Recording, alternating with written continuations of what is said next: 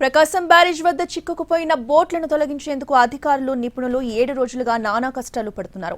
ఇప్పటి వరకు చేసిన అన్ని ప్రయత్నాలు విఫలమవడంతో సరికొత్త మార్గంలో బోట్లను వెలికి తీసేందుకు ప్రయత్నిస్తున్నారు. ఇందుకోసం హెచ్ బ్లాక్ ఆపరేషన్ చేపట్టారు. 2 భారీ పడవలను ఇనుప గడ్డలతో అనుసంధానించి బోట్లను నీటి నుంచి బయటికి లాగేందుకు ప్రయత్నిస్తున్నారు.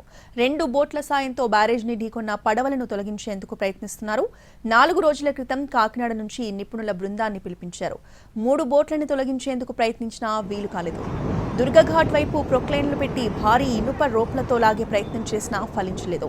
దీంతో అధికారులు మరో పద్ధతిలో బోట్లు వెలికి తీసే పనిలో పడ్డారు. ఒక్కోటి 50 టన్నుల సామర్థ్యం గల 2 బోట్లను తెప్పించారు. వాటిని గడ్డలతో అనుసంధానించారు.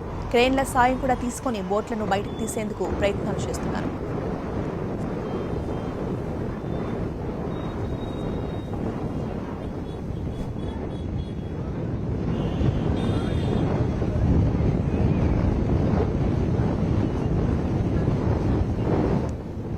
ప్రకాశం బ్యారేజ్ వద్ద చిక్కుకుపోయిన బోట్లను తొలగించేందుకు అధికారులు నిపుణులు 7 రోజులుగా నానా కష్టాలు పడాల్సి వస్తుంది.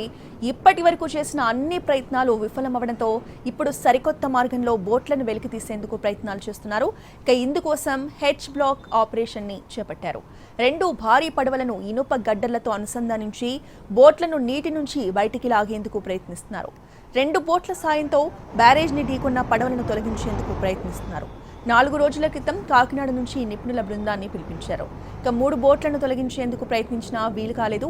దుర్గఘాట్ వైపు ప్రొక్లైన్లను పెట్టి భారీ ఇనుప రోప్లతో లాగే ప్రయత్నం చేసినా అది ఫలించలేదు. దీంతో అధికారులు మరో పద్ధతిలో బోట్లు వెలికి తీసే పనిలో ఉన్నారు. ఒక్కోటి 50 టన్నుల సామర్థ్యం గల 2 బోట్లను తెప్పించారు. వాటిని గడ్డర్లతో అనుసంధానించారు. క్రేన్ల సాయం కూడా తీసుకొని బోట్లను బయటకు తీసేందుకు ప్రయత్నిస్తున్నారు.